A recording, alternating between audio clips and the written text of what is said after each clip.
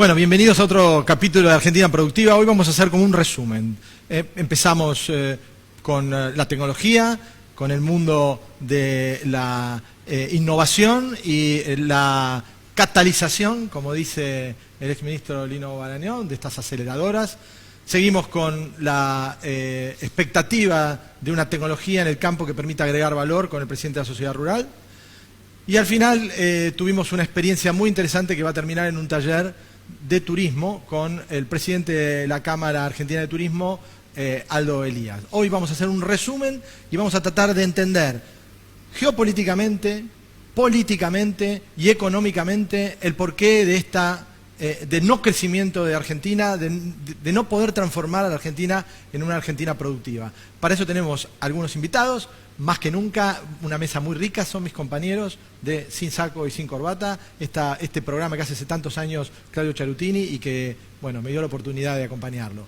Está con Daniel Estico, que es su compañero de esta experiencia que es Sin Saco y Sin Corbata, esta experiencia de los domingos que va a sintetizar en una vez por semana todo el pensamiento de estas personas que están vinculadas a la realidad argentina desde hace tantos años, desde el periodismo, desde la política. Así que vamos a un corte con mi compañero Horacio Richardelli, que con él hacemos este desafío que es Argentina Productiva. A un cortecito y nos encontramos.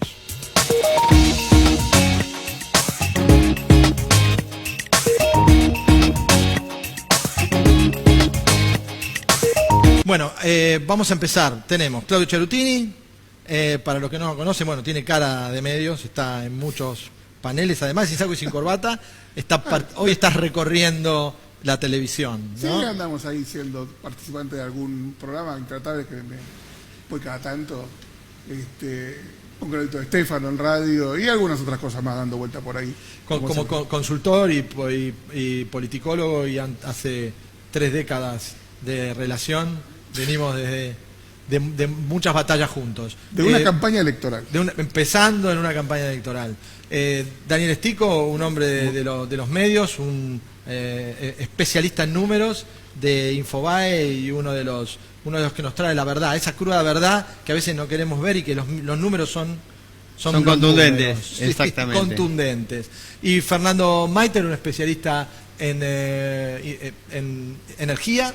Así es, ¿qué tal? Desde el sector hoy privado, nos va a traer una visión también de Argentina productiva y la oportunidad que es el sector energético.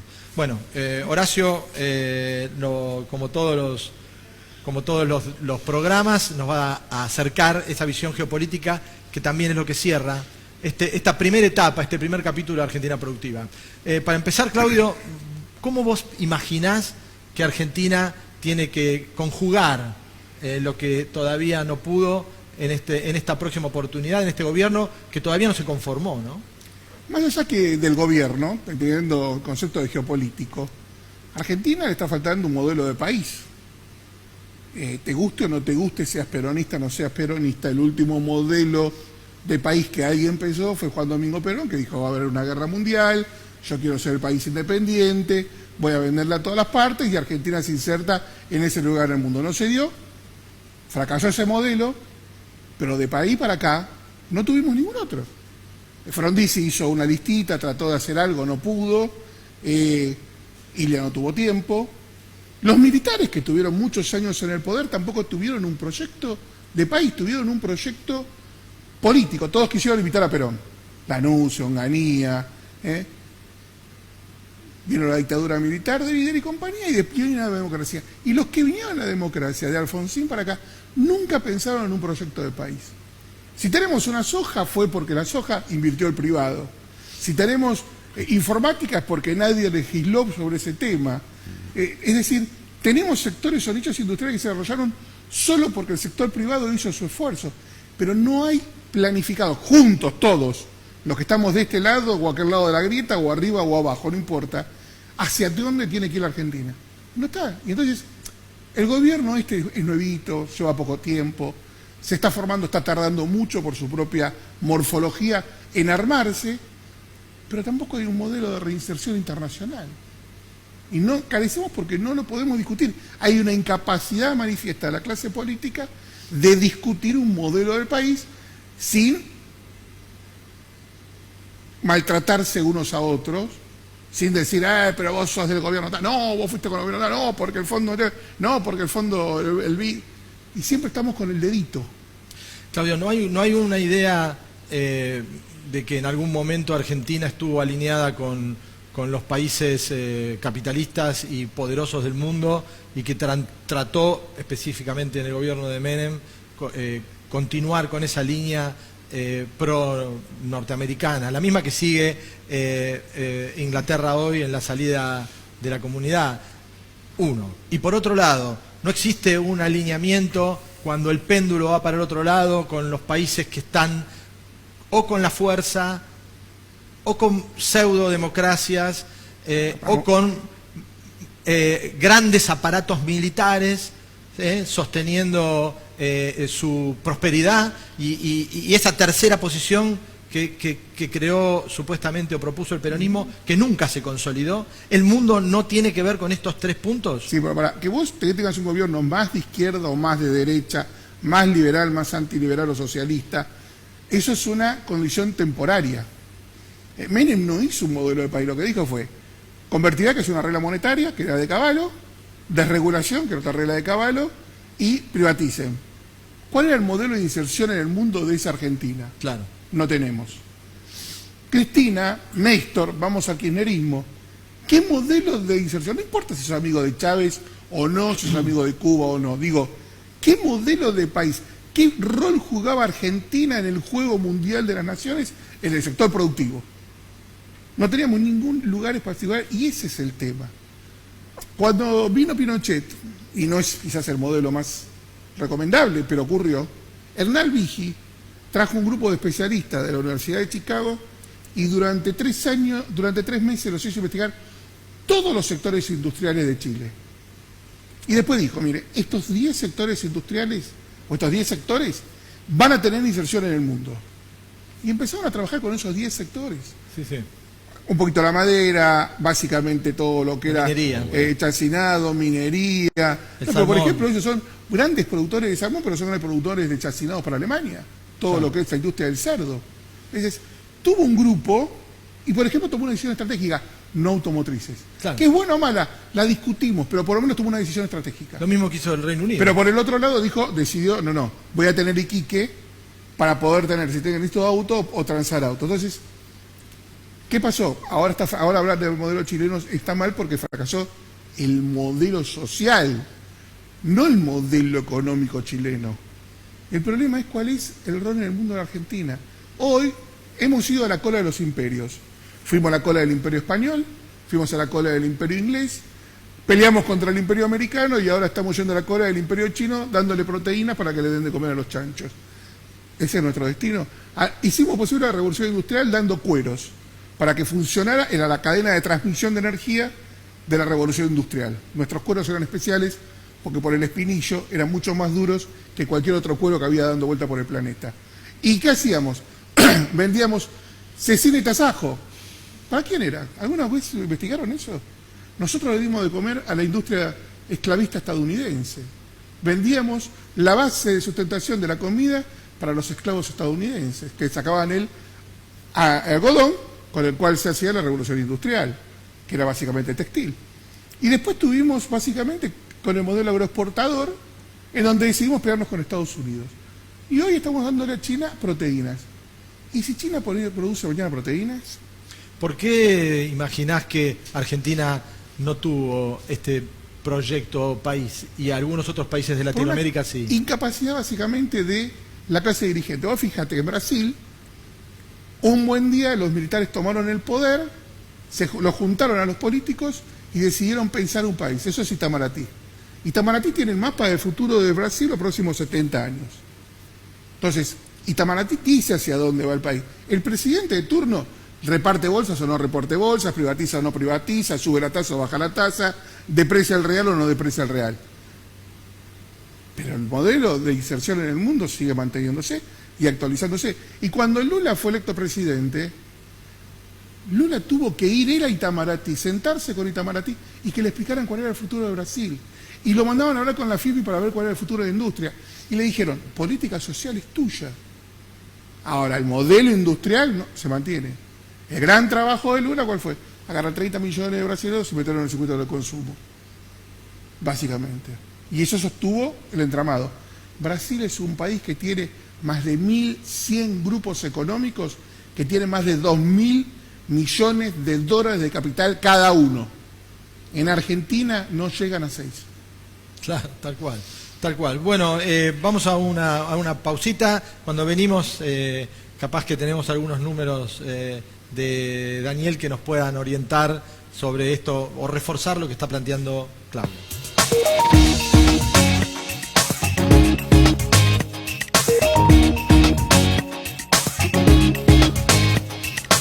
Bueno, Claudio, habló y planteó una realidad casi histórica, repetida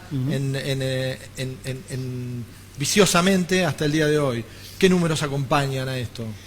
Bueno, hoy más que números lo que te diría, Chino, es que lo que está faltando en la Argentina es reglas de juego claras. Es el gran ausente en los últimos 30, 40, 70 años, que es la política pendular económica de la Argentina, que es justamente la política del cambio de reglas permanentes, en lo impositivo, en lo laboral, en lo jurídico, en lo social. Entonces, la sociedad, los actores, los agentes económicos nunca saben hacia dónde vamos y siempre tenemos que tomar cobertura. Por eso convivimos con esta tasa de inflación, que en el mundo nadie habla de inflación, y la Argentina y otros 10 países del planeta tienen los problemas de inflación que tiene la Argentina, de tasas de 2 dígitos al año. O sea, prácticamente la inflación de la Argentina en un mes o 2 meses, Japón tarda 36 años en tenerla. Entonces, el problema de la Argentina es que no tenemos, como decía Claudio, no solamente un modelo de país, sino que no tenemos una dirigencia política que tiene que tomar nota de que hay que estabilizar las reglas y no tocarlas más. Y decir, este es el escenario y cómo nos acomodamos para darle certeza al inversor, porque en la medida que tengamos un inversor que invierta, se podrá generar empleo, se podrá poner el aparato productivo en marcha, reducir la alta capacidad ociosa. Hoy los últimos datos que tenemos de la economía es que el sector industrial, por ejemplo, tiene una capacidad ociosa del 45%, o sea, trabaja el 55% de capacidad, y los datos para este primer trimestre, enero-marzo, que dio el INDEC, el nuevo INDEC, el de INDEC del nuevo gobierno, dicen que vamos a tener un trimestre más, por lo menos, con caída de la actividad económica, con caída del empleo en la industria, con malas noticias, porque el gobierno le ha dado prioridad a solucionar el problema de la deuda sin un plan económico, porque dice que el plan es negociar, el plan es jugar al póker, el plan es decirle a los inversores, refinancien la deuda que después te presento el plan. Y los inversores dicen, pero si vos no me das el plan, ¿cómo te voy a refinanciar? Necesito tener garantías de que me vas a pagar. Sí, el huevo, entonces, es el huevo o la gallina, pero el centro del problema de la Argentina es que no tenemos reglas claras. Entonces, cada vez que viene un gobierno, cambia las reglas, sea en materia de privatizaciones, sea en materia impositiva, sea en materia laboral, sea en materia de tratamiento de las pymes, y no le damos a la sociedad y no asumimos de que cualquier cosa que se haga en la Argentina, para que madure, necesita tiempo. Y hemos demostrado en los últimos 4 años que los argentinos somos impacientes y juzgamos a un gobierno por los resultados de 4 años sin mirar el engranaje de ese proceso, como el de los 4 años anteriores o de los 20 años anteriores, en un proceso de largo plazo. Queremos resultados inmediatos. Y eso es el problema de la Argentina. Si queremos alguna vez madurar y andar hacia adelante, tenemos que respetar que hay tiempos de maduración de los procesos. El plan rector que plantea Claudio, la falta de esta directriz y la falta de previsibilidad que es lo que vos decís, que le da tranquilidad a los inversionistas o a las personas locales que quieren hacer negocios, es lo que falta. Ahora, yendo a la coyuntura y al día a día y al fin de mes, tenemos que negociar una deuda que adquirimos bien, mal.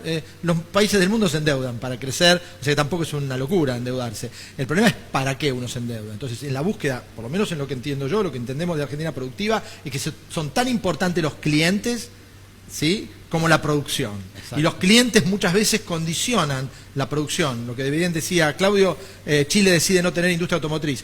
Reino Unido tampoco. ¿No? ¿Y qué marcas? ¿Qué marcas hizo a un costado y dijo, no, nosotros no tenemos posibilidad de ser líderes en este sector, nos sacamos esto de encima y enfocamos en otra cosa? Hasta el punto de esta decisión estratégica de salir de la Comunidad Económica Europea. Gran parte de la población dirá que sí, gran parte de la población, o menos parte de la población, por los datos, dirá que no, pero en el fondo es una decisión estratégica, ¿sí? Entonces, nosotros pedimos dinero en el mundo, como todo el mundo, ¿sí? Y pedimos dinero para un determinado destino, que no explicamos cuando pedimos el dinero. Ahora, estos mismos señores que deciden el dinero que nos dan, que es una decisión política, el préstamo de dinero a la Argentina, especialmente a la Argentina, son los mismos tipos que deciden si nos compran o no. Entonces, vos estás hablando con un mundo que te dice, te presto, pero no me importa después cómo me la vas a devolver, arreglátelas. ¿No es incoherente? Claramente, porque la Argentina, el mundo, cuando toma deuda para no pagarla. Lo que paga es la renta, el interés, porque el inversor al final del día es un inversor eterno que lo que vive de rentas. No vive de prestarte y recuperar el capital para después dárselo a otro. Si vos sos un buen pagador, quiero seguirte prestándote a vos. Y entonces, ¿qué te va a pretender de ti? Y va a pretender de vos que le pagues los intereses. Entonces, por eso viene el tema de la estabilidad de las reglas y de generar confianza. Yo creo que el gobierno se equivoca en pedir financiamiento ¿para qué? ¿Para pagar deuda? No, tiene que renovar la deuda, porque lo que necesita es despejar el horizonte de los vencimientos de corto y mediano plazo, saber que cuando va a colocar un nuevo título para pagar el que vence, lo va a hacer en mejores condiciones de plazo, a menor tasa, y tal vez pueda conseguir cantidad para hacer las obras de infraestructura que necesita el país para crecer y desarrollarse. Pero acá se está planteando a nivel de la provincia de Buenos Aires, a nivel de la nación, de que necesitamos que el mundo nos preste, pero no sabemos para qué. ¿Para endeudarnos más? No es una buena noticia. Nos tienen que prestar para cancelar la deuda con el otro acreedor. Entonces lo que vamos a necesitar es estabilidad de reglas claras y decirle, este es el plan fiscal. Yo hice una reforma tributaria, tuve la emergencia económica, voy a obtener los recursos para pagarte los intereses. Entonces refinanciemos, así cuando yo voy a emitir un nuevo título para pagar el que me vence, no voy a tener problema. Pero hoy esa capacidad de negociación no se está viendo y entonces tenemos este escenario que te decía del INDEC que nos muestra que tanto la industria como la construcción están previendo por lo menos otros 3 meses de estancamiento o incluso de más recesión, de más caída del empleo y por lo tanto más caída del consumo y al final del día más pobreza. Ahora, esto se contradice con lo que está diciendo el presidente, que en abril vamos a tener más o menos el tema encaminado. Es una expresión de deseo. Él se fijó el límite ese del 31 de marzo, tener renegociada la deuda, tener asegurado el refinanciamiento de la deuda, para a partir del 1 de abril empezar a decir, bueno, ahora cuáles son las asignaturas pendientes para que el aparato productivo se empiece a mover. Enero, febrero, marzo. Claro. Ya perdimos 4 meses, o perdimos 8 meses, porque este gobierno prácticamente del 11 de agosto sabía que iba a ser electo. Las posibilidades eran tan contundentes de cambio que ya sabía, y sin embargo, pese a contar con el hándicap de 12 años previos de gobierno, porque uno mira los ministerios, uno mira las direcciones nacionales, uno mira la Secretaría de Estado, y hay muchos integrantes que los conocemos perfectamente. Entonces no es un gobierno nuevo, no es el gobierno de Cambiemos que viene a ver, no sabe dónde están los teléfonos. Ya estuvo en el poder, ya conoce el poder, y sin embargo estamos perdiendo tiempo. Y la urgencia es que tenemos una tasa de pobreza tan alta que necesitamos urgente mover el aparato productivo para empezar a solucionar los problemas. Y es posible. Vos cuando sos presidente tenés que tomar decisiones. Al empezar tu mandato tenés que ver qué haces. La decisión de Mauricio Macri fue todo paulatinamente, nada con shock, vamos despacio, y eso asignó su gestión. ¿Cuál fue el problema? Nunca logró generar la confianza internacional para acompañar ese paulatinamente, ese gradualismo. Acá la decisión de Alberto Fernández es: yo someto mi programa económico al futuro de la renegociación de la deuda. Y generó un hiato muy, muy grave, que es estos 4 meses en el aire, donde no está pasando nada, aunque pasen cosas. Y además, cuando vos vas a negociar con alguien, vos me debes a mí 100 lucas, y me decís: Claudio, no tengo la guita. ¿Renegociamos? Bueno, te voy a dar 3 años, bueno, pero vamos a hacer los 120.000 pesos. Listo, 120 lucas. ¿Qué vas a hacer, Chino, vos de tu vida para repagarme? Lo que yo me tengo que asegurar en una renegociación es el repago. Y vos me decís: no, mirá, voy a abrir una peluquería, voy a vender el auto. Me está dando medidas de lo que vas a hacer. Lo mismo en negocio. Si yo tengo 7 panaderías y voy y te quiero pedir plata en un banco para pedir la octava y novena, el tipo me viene al balance y me dice: ¿cuál es su plan de negocio de esos 2 locales? Eso es el plan económico en un país. Señores, renegociemos. Mire, ¿saben por qué les voy a repagar? Porque esto es todo lo que voy a hacer. Esto que todo voy a hacer llamo plan económico. Entonces, es el error estratégico gravísimo que acaba de cometer Alberto Fernández, de lo cual puede salir él solo y decir: paren, nos vamos a tomar una semana, ya tuvimos en el poder mucho tiempo, vamos a anunciar el programa económico y a partir de ahí pedimos confianza. A partir de ahí pido apoyo. Una vez que la gente vea cuál es mi modelo económico. Ahora, Claudio, en un gobierno de coalición y de consensos, donde están arriba de la mesa personas que tienen pensamientos diametralmente opuestos, es difícil hacer un plan económico porque la mitad de la gente no va a estar de acuerdo, seguramente. Bueno, pero entonces eso deberían haberlo pensado cuando hicieron la alianza electoral. O sea, vos armaste una alianza, nadie obligó a Cristina a elegir a Alberto como candidato a presidente. Claudio, ¿alguien piensa en eso cuando hace una alianza electoral? Sí, porque después de la gran elección te que estar 4 años en el poder. ¿A alguien le importa? Yo no, creo que no, cuando se sientan, a ver, ya está. Los rumores en las últimas horas son de un enorme enojo de Cristina Fernández con Axel Kicillof y que se dio cuenta que no está capacitado para ser gobernador. Ahora, la pregunta es: ella lo eligió a Axel Kicillof, ella impuso a Axel Kicillof, ella lo bancó como candidato. Bárbaro, es gobernador.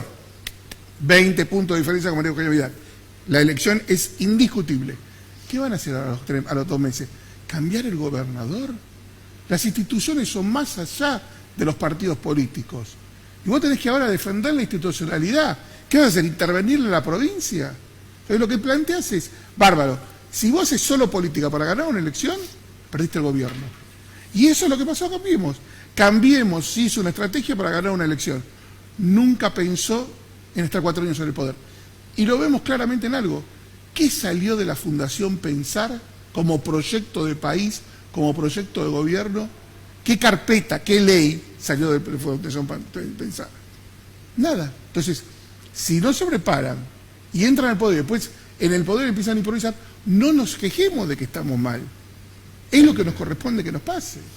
Ahora, no es justo que en un país que tiene 36, 35, 40, 30, no importa el número, porcentaje de pobres, se dé el lujo de perder desde agosto a hoy sin decisión, porque Alberto Fernández ganó la decisión en las PASO.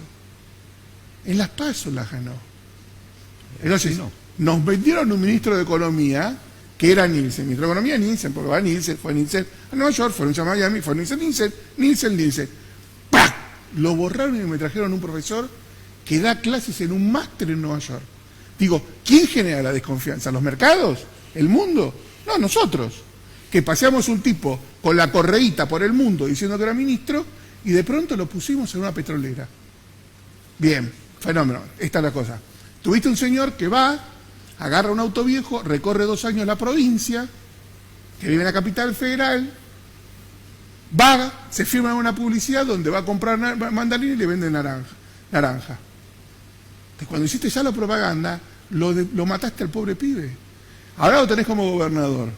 Fue una negociación. ¿Quién es su jefe de gabinete? Luis Costa. Acaba de dar en diciembre un libro, Luis Costa. ¿Sabe cuál es el título del libro? Todo precio es político. ¿Cómo puede negociar un jefe de gabinete que ese comunista te dice que el precio es político? El P por Q no lo vio nunca. No, es político. Entonces, si te basás con eso, es obvio que estrechen la renegociación. Pero además, viene Fidel y te le dice, che, 3 cuotas, no se haga ningún problema, puede pagar. Ah, no, te pago todo en efectivo.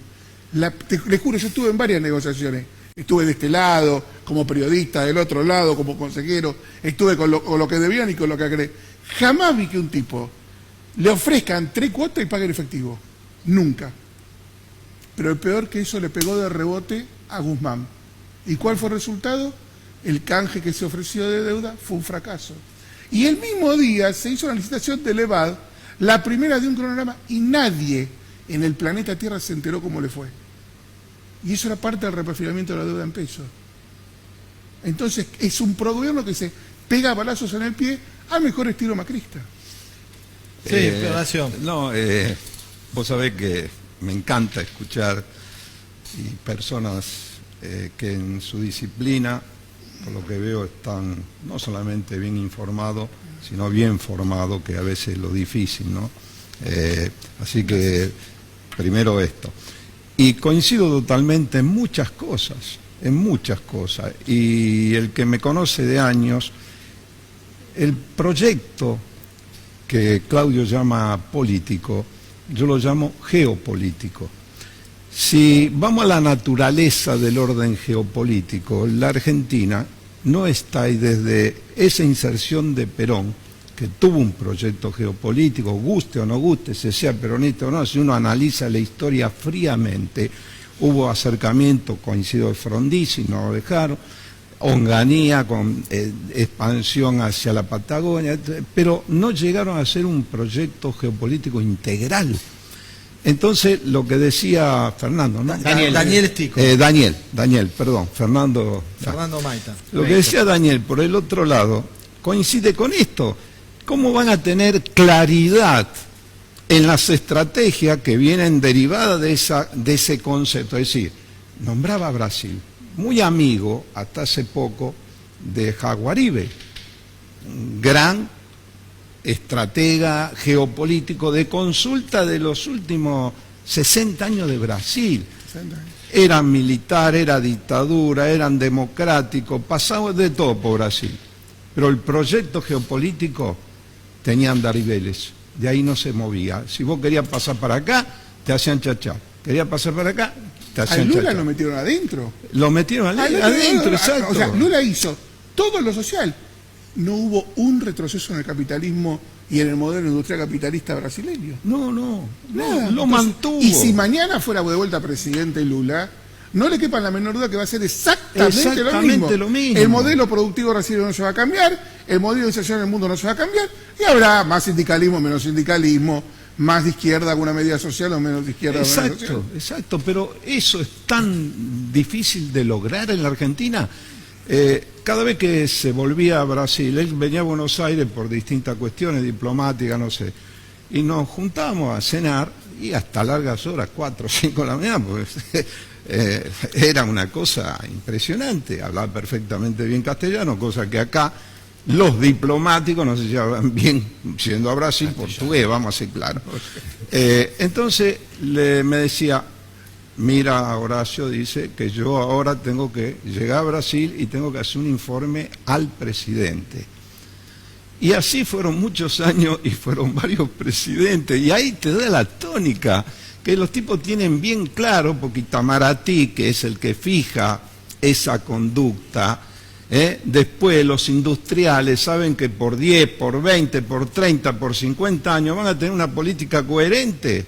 Claro. Es decir, esto es lo que le falta a la Argentina. Ahora, vos viste en los programas y en otros que hemos tenido, Estrategia y Poder y demás, todos hablan de esto.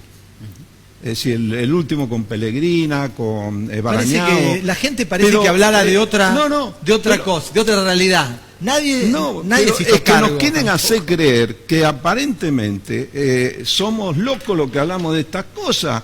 Y los cuerdos son los dirigentes políticos, y a donde está el mayor desastre, está la dirigencia política. En todo el ciclo de Argentina Productiva, no solamente en este último periodo, nunca escuché a una persona venir acá y defender a los políticos. Tampoco pasa por ahí lo que parece te como que quiero no los vota decir. nadie. A ver, Lo que te quiero decir, Claudio y Claudio y Dario, Daniel, es el que toda esta gente, este capital precioso, en otros países lo llaman. Vos sos un ignorante, a vos te ponen como gobernador. Caso estamos poniendo que podés ser economista, hasta ahí nomás, bárbaro, genial, bárbaro. Pero acertaste en 2 o 3 cosas, bueno, vale. Pero te ponen de gobernador y hay que gobernar 4 años. No pueden cambiarlo, como decía, mañana. Ahora, ¿son o no son inteligentes ellos? Porque si vos no entendés un métier, va y te rodea de gente que sabe. Y decir, aunque sea que venga de este sector, que venga de acá, de arriba, de abajo, lo llamás, señor, mire, vamos a colaborar en un gran proyecto nacional, vamos a tener una geopolítica, va a ser esto, y esto no se va a cambiar en 4 años, que esa es la otra. Lo que falta en la Argentina, y quedó demostrado con el macrismo, y ahora está ocurriendo lo mismo, es que si un presidente o un gobernador llama a sus asesores, invita a sus asesores y los nombra ministros, es para escucharlos y hacer lo que el experimentado aconseja. Por eso pongo a gente experimentada en esos puestos. En la Argentina el presidente cree que porque designa a la gente experimentada, él le tiene que decir lo que hay que hacer.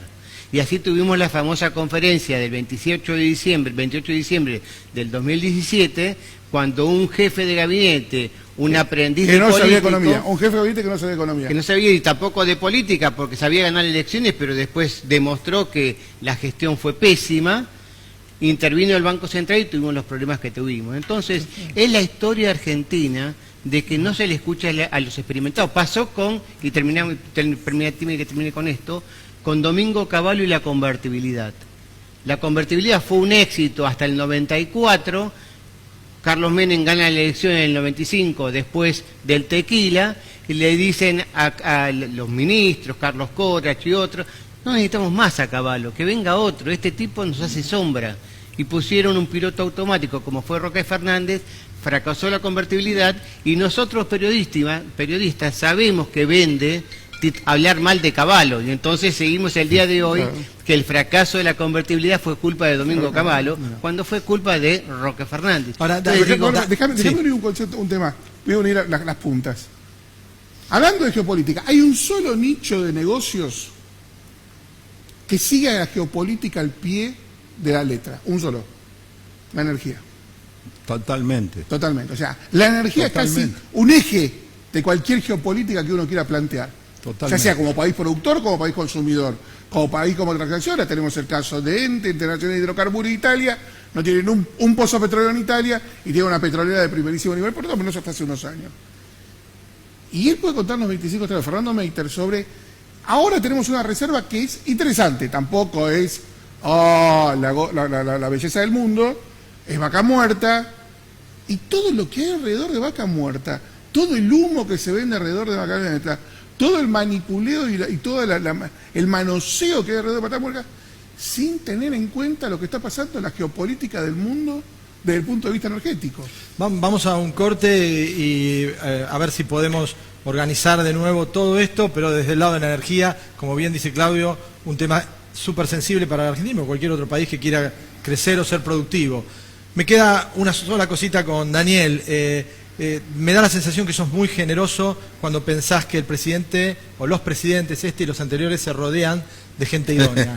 Se rodean de gente idónea, muy idónea, que lo ayuda a llegar a ser presidente. Y cuando es presidente, carga al Estado de esa planta política que transforma en planta ejecutiva, pero que no está formada. Y cuando se sientan con todo el derecho del mundo, esos funcionarios dicen, yo mi trabajo ya lo hice, ahora me siento acá a cobrar la que no cobré hasta la próxima elección. Sí, y en el camino se va a la Argentina. Sí, no, vos te olvidás de un ingrediente. No solamente tiene compromisos con su equipo de trabajo, yo integré varios, que es así, sino que tiene compromisos con dirigentes menores, políticos, por no decir punteros y demás, en la cual le dan más bola a ellos cuando tienen que tomar la decisión. Vamos a ser claros, Horacio, esa es la- descarnadamente es así. Los condicionantes, la planta política, todo menos hacer lo que hay que hacer No, y seguro. seguir una línea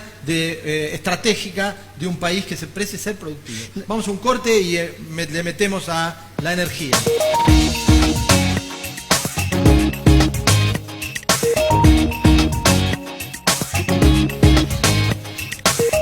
Bueno, de nuevo en Argentina Productiva, ahora capítulo de energía. No hay país que no tenga pisado el tema energético que pueda llegar a ser algo. No, por una razón muy sencilla. De todas las inversiones que estamos hablando, de todos los proyectos que estamos hablando, todos los proyectos necesitan gas, necesitan electricidad, necesitan agua, necesitan un montón de cosas. Para que vos tengas una idea, el último plan energético que tuvo la República Argentina fue en el año 1983, que lo hizo el ingeniero Jorge La Peña. Mal, bien, con errores y con habiendo acertado algunas cosas, fue el último plan energético que tuvo la República Argentina, que se lo llevó puesta toda la macro que tuvo Alfonsín al final de su mandato. Luego de ahí, Houston? ¿cómo? ¿Cuál, el plan Houston? No, fue un plan que estuvieron haciendo durante casi un año y medio. El plan Houston es posterior. El plan Houston, si no me equivoco, es desde la Rúa. Era un plan que incluía mucha hidroeléctrica, algo de infraestructura, pero... Aquello que decía que podía colocarse 60 represas eléctricas en la República Argentina. Exactamente, uno de esos planes. Ahora- Pero era la época, era una época totalmente distinta a lo Fernando, que es ahora. casi 40 años. ¿Se Casi 40 concretó años. ¿Algo? Mira, se concretó muy poco. ¿Por qué? Porque la macro se llevó puesta cada una de las iniciativas, como cualquier iniciativa. O sea, a mí me da vergüenza hablar después de haberlos escuchado a ellos, porque todo lo que ellos contaron de lo que pasó le cae como anillo al dedo a lo que pasó en el tema energético en la República Argentina, incluido Vaca Muerta. Incluido Vaca Muerta. El tema es el ¿Incluido? siguiente. Vaca Muerta. Ah. Vaca Muerta. El tema es el siguiente acá. Vos estás hablando con compañías que para hacer un desarrollo en serio de una reserva como la que vos tenés en la provincia de Neuquén principalmente y en la provincia de Santa Cruz, que es el famoso pozo D192, vos necesitas en un conjunto de 15.000 millones de dólares por año.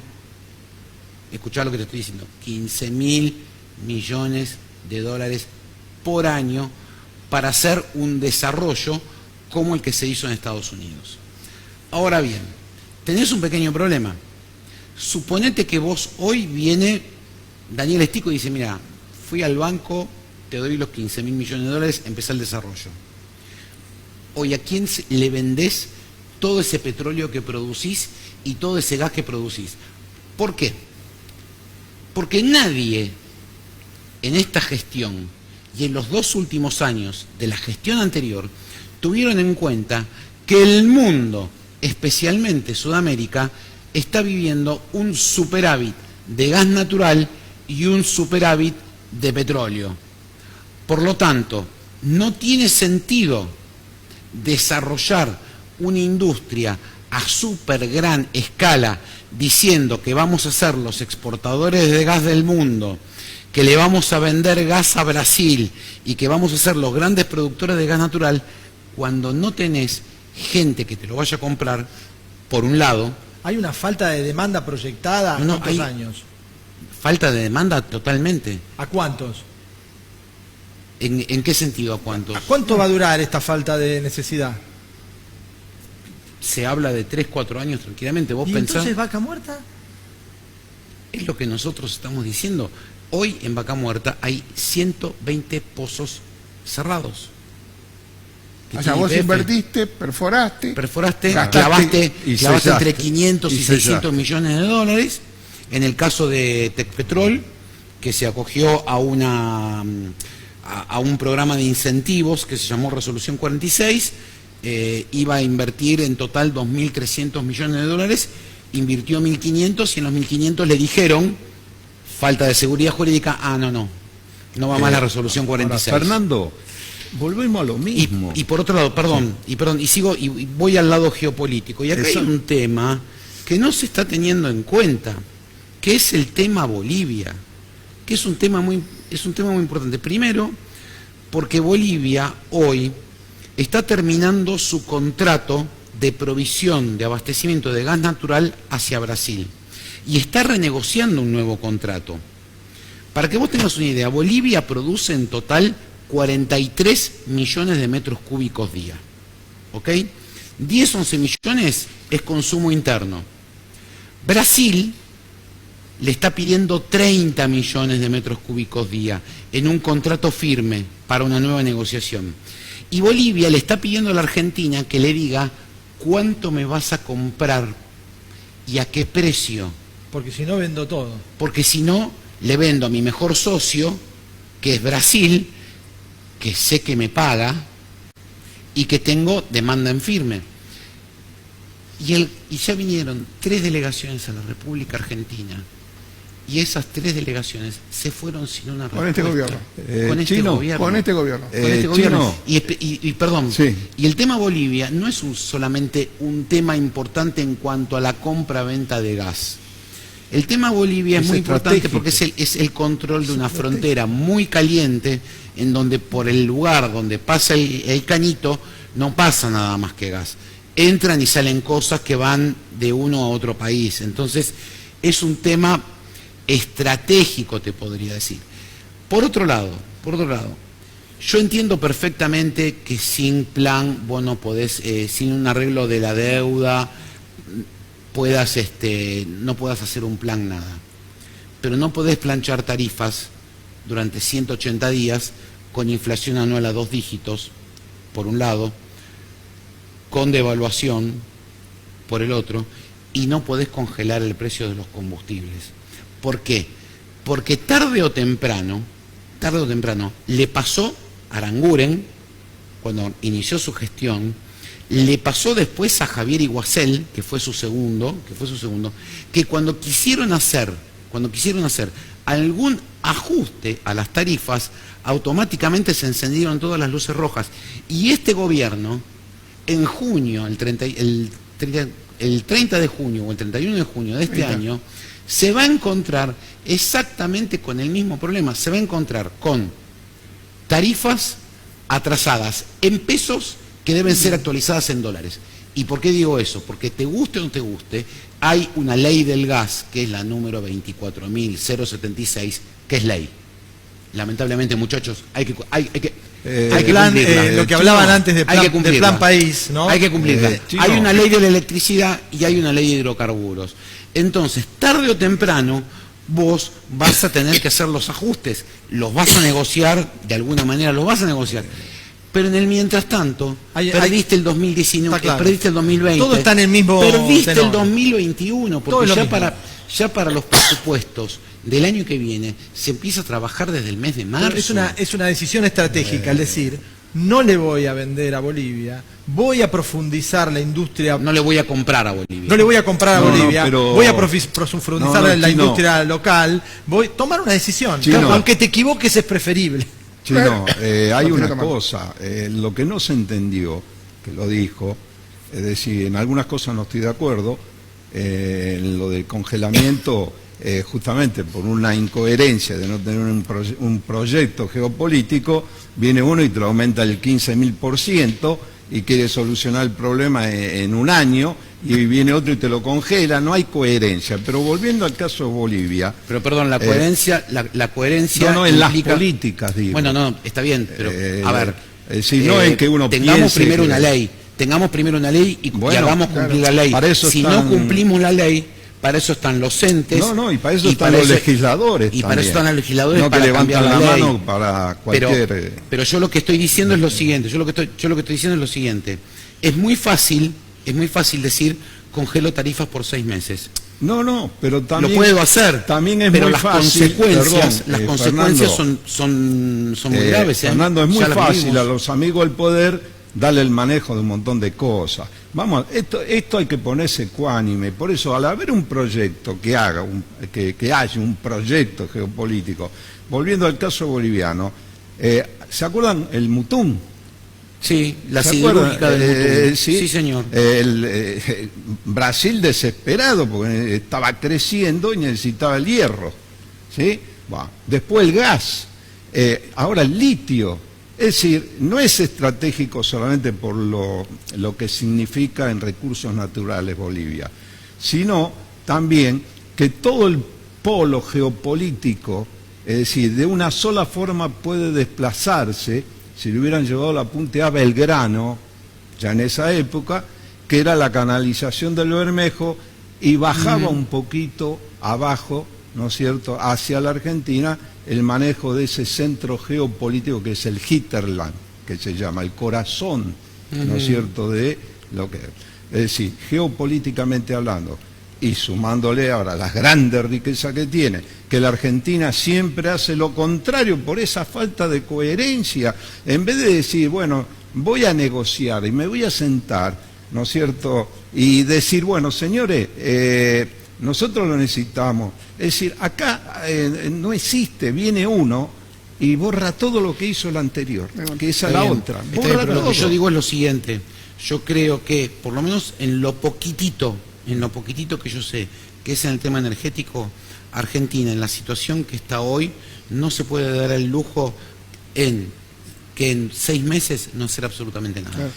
No se puede dar Argentina, ese lujo. Fernando, Argentina puede decidir no comprarle gas a Bolivia. Puede decidirlo, pero eso va a traer aparejado un hermoso juicio en Nueva York. Claro. ¿Por qué? Porque... No, pero el Bolivia contra- dice yo le vendo todo a Brasil. No. Esperá. Es un contrato que tiene obligaciones de ambas partes. Sí, hay contrato. Pero vamos es a un suponer que se pueda te explico. resolver ese tema Te explico legal. cómo funciona. Es un contrato que se llama take or pay por parte de Argentina, lo tomás o lo pagás, y es un contrato por parte de Bolivia que se llama deliver or pay. O te lo mando, y si no te lo mando, te lo tengo que pagar. Te lo- ¿Entendés? te lo Entonces, cobro. lo que se hacen son pequeñas correcciones a los contratos que se llaman adendas. Por ejemplo, en junio del año pasado se hizo la última adenda con Bolivia. Entonces, ¿qué fue lo que se hizo? Como Argentina ya venía en picada con el tema del consumo energético, agarró a los bolivianos y dijo, bueno, vamos a bajar los picos en invierno y vamos a bajar los picos en verano, para que más o menos podamos cumplir. Fer, pero vamos a suponer que Argentina decida no comprar y arregle el contrato de alguna manera para que sea lo menos perjudicial posible. Sí. Es una decisión. Ah, sí, es una decisión. Lo que no se puede es no hacer nada. Exactamente, Ah, no, coincido no, con no. vos. O lanzar planes medios alocados. O sea, vos no podés ir a Washington y decir, vamos a hacer un gasoducto Vaca Muerta a Rosario. No, Brasil. Brasil, ¿qué pasa por Rosario? Brasil. Primero, porque no le preguntaste a Brasil un soto. Segundo, ¿cómo haces para cruzar sobre 120 municipios más ricos de la Argentina para decirle, mira, te voy a agarrar un caño, te voy a pasar, te voy a sonar todos los campos? Eso en Argentina, como está politizado con el tema del medio ambiente, 25 años solo para las asambleas, el estudio de impacto. Y sin tener anclada la demanda Mira, del otro lado. yo viviendo en San Pablo trabajaba para una empresa de saneamiento, una de Bien. la compañía más grande de Brasil de recolección de residuos y de destino final, digamos, ¿no? Una compañía que era del padre del presidente. Se operaba con toda la sensibilidad de colocar basura. Brasilia era lo más sensible porque está dentro de un parque ecológico, ¿no? Imagínate qué haces con la basura, no la puedes enterrar, es todo conflictivo, ¿no? Cuando tenían que resolver sobre el cuidado de los espacios donde se concentra el agua, ¿no? Y la gente humilde se colocaba sobre esos espacios para vivir. Y vos no lo podías sacar, porque era una persona indigente que estaba viviendo, no la podés retirar del lugar, no podés demoler la casa, porque te cuesta muchísimo potabilizar, porque te la están ensuciando con los servicios de la misma casa. Hicieron una ley de ecológica y transformaron al que no cuidaba el medio ambiente en un delincuente y lo procesaban como un Delito federal. delito Claro. ambiental. Entonces no era que sacaban a un tipo humilde, sacaban a un tipo que estaba Está cometiendo bien, pero y ¿qué lo fue que hizo resolvieron. Brasil? ¿Pero qué fue lo ¿entendés? que hizo Brasil? Le dio una entidad y poder de policía a esa entidad que vos llamás, que es IBAMA. IBAMA, exactamente. Exactamente. Sí, Ahora, sí. Bueno, IBAMA hoy es la que no permite en el estado de San Francisco poder extraer gas natural y petróleo no convencional en Brasil.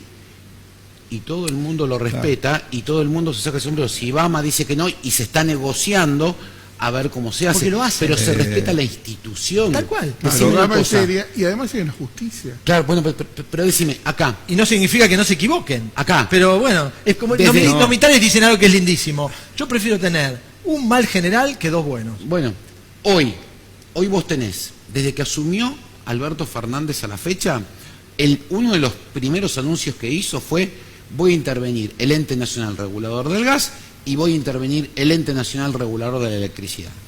Bárbaro. ¿Vos conocés a los interventores? ¿Vos sabías que se están peleando facciones dentro del gobierno para poner un secretario de energía, que en el medio del lío que está este país, poner un secretario de energía tendría que ser algo simple con No, de acuerdo. la cantidad de gente que hay que sabe de este tema?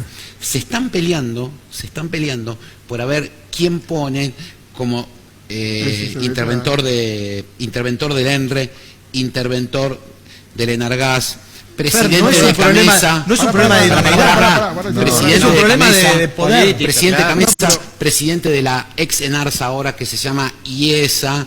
Dame un segundo. Ojo, ojo. Alberto Fernández hizo toda su campaña hablando de vaca muerta. De que nosotros, vaca muerta, y vaca muerta va a hacer lo que nos saque, vaca muerta. El que maneja vaca muerta se supone que es la Secretaría de Energía. Lo que tenías que tener claro antes de presentarte casi como presidente, candidato a presidente, era quién iba a ser tu secretario o ministro de Energía y cómo iba a estar armado la raviolera, con un equipo de gente. Bueno, no solo apareció un tipo de un ministro de Energía de una provincia como Misiones, que no tiene gas, no tiene petróleo, no tiene carbón, y creo que tiene alguna generadora eléctrica, sí tiene, así está al lado, que es nacional. Ya tiene dos personas que rajaron adentro. Su jefe de gabinete y su secretario y el secretario administrativo. Iban a poner a una mujer en la parte de recursos de renovables, una subdirectora. La señora Victoria Tolosa Paz la presentó públicamente como directora de energías renovables. La sumó al Consejo contra el Hambre. Nunca la designaron. La echaron de la Secretaría de Energía y la acaban de nombrar jefa de gabinete de Culfas. Si el área más sensible para este gobierno, que es energía, todavía no hemos podido ver un decreto firmado del tema energía. Desde el 10 de diciembre, ¿qué pasa con los que no son prioridad? Lo tuvimos acá al presidente de la Cámara Argentina de Turismo, que todavía no se pudo reunir con el presidente. Chino, Pará. te iba a hacer una- Lames Madrid, esto lo tuve con empresarios turísticos. 22 empresarios, están los 22 tipos que cortan el bacalao del turismo en la República Argentina. Lames agarra y dice: venimos a Europa para hacer una presentación, nuestro eje de todo el año va a ser el MotoGP. Entonces uno de los empresarios lo mira y dice: ¿perdón? ¿El campeonato de moto de Santiago del Estero? Sí. Dura 3 días. Sí. ¿Y qué hacemos los 362 días restantes? Bueno, no.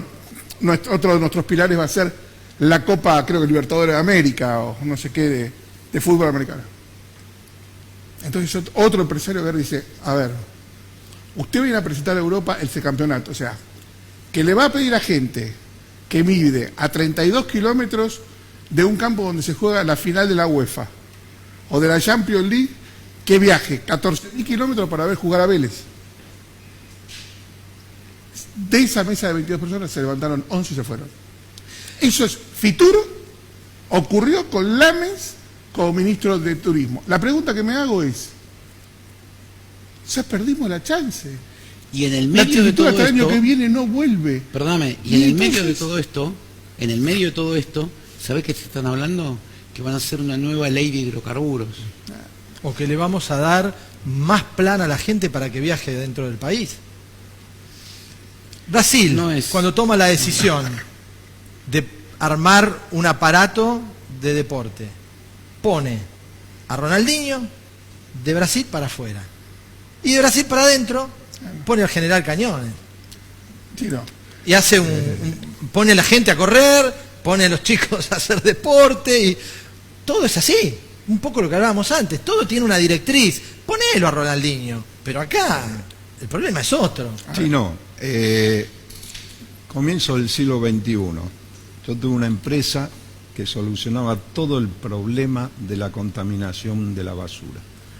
Menos presidente, hablé con gobernadores desde Misiones, provincia de Buenos Aires, Chaco, Corrientes, qué sé yo. ¿Sabes lo primero que me decían? ¿Cuánto hay? Se solucionaba, era una planta que solucionaba, y te decía, habían dos caminos, con menos gente o con más gente, o sea, más automatizada o menos automatizada. Y se reciclaba hasta los neumáticos. Vos sabés que el neumático, el caucho, son 10.000 años y vos lo enterrás en disolverse. Bueno, se solucionaba. Uruguay, las pasteras. Entonces, Argentina, por un cuánto hay, se pierde una pastera de 1.500 millones de dólares. Gran escándalo, movilizaciones, casi entramos en guerra con Uruguay, cortamos los puentes. Vino una segunda pastera y pone 2.500 millones de dólares. Y van por más. Y Argentina le echa la cosa, cortemos las relaciones, vamos a hacer. Viene la tercera que va a invertir 6.000 millones de dólares. Para que tengamos una relación de la inversión, cuando midamos una inversión en Uruguay, calculada como si fuera 10 veces más en Argentina. O sea que Uruguay, con una política que empezó en los años 80 de poner árboles, con el famoso fondo del City que te vendían acá para invertir en sembrar eucaliptus, para árbol en la década del 80, acaba de traer a su país la friolera del equivalente argentino de 85.000 millones de dólares de inversión. ahora ustedes saben que hay un bono verde. Hay un bono verde que Europa, para descargar conciencia... Exactamente, iba a decir la misma palabra. No. Descargar conciencia. Descargar conciencia y contribuye. Y cuando yo les presentaba y les decía, pero mire, esperen que se edifique, que se haga la planta, lo único que necesitaba eran 7, 8, digamos, hectáreas, no me metía con el gremio los camiones, con nada. Era completa. Y solucionaba acá el SEAMSE. Bueno, Todavía el tenemos SEAMSE problemas. no puede crecer, No puede. porque no hay ningún intendente que le ceda una hectárea. Exacto. En pocos días más va a estar asumiendo Mario Ichi a cargo del SEAMSE. Vas a verlo porque el objetivo de es que no crezca una hectárea más. Quiere poner plata para empezar a quemar la basura, no reciclar, quemarla, con un arco voltaico. Lo cual está bárbaro. La pregunta que yo me hago es ¿de dónde van a sacar electricidad? No, aparte Cuando vos estás haciendo es corte en la mitad del conurbano contaminante. bonaerense, cuando vos cortás el arco voltaico... No es contaminante. No, el arco voltaico no. Bueno, a ver, pero no tenés electricidad. voy a lo que dice Horacio. No es contaminante, pero necesitas tamaña cantidad de energía para hacerla funcionar que termina siendo y no recuperas contaminante. nada, y no recuperas nada. Tal cual. O sea, los costos tenés... Se nos fue el programa porque ya estamos No, fuera de ¿en juego. serio? No Ya se tenemos fue, ni un venga, minuto venga. más. Venga, programa, venga. Vamos a hacer podemos muchos hacer otros. otro, Sí, porque sí, la verdad verdad. que nos quedamos... Vamos a hacer otro, pero Vamos a traer a la rubia debilidad. también a los demás, porque en Sin Saco y Sin Corbata faltan dos grandes jugadores. Dos grandes más todavía. así Dos que grandes jugadores. Algún día venimos los 5. Sí, dos grandes jugadores y además, yo lo que te propongo, Claudio, en el caso de Sin Saco y Sin Corbata, bueno, vamos a hacer los desayunos estos Sí. de almuerzos ¿No de está trabajo. más el programa? Sí, Está está todo, todos los todo, domingos. todo. En televisión también. No, estamos radio. Está en radio. Es otro tema mío, pero Sin Saco y Sin Corbata como programa de radio está en el año 1996 al aire. Y ahora Recién está, empieza. ahora está en concepto, en una radio AM, FM. Bueno, muchas gracias. Vamos a Gracias, partir del programa. Gracias por Vale la uno de energía, vale uno de política y geopolítica, vale uno de economía. Me parece que tenemos Argentina productiva para rato, solamente con Sin Saco y Sin Corbata. Gracias, muy Gracias, amable. nos Gracias, vemos la semana que viene en otro Argentina productiva.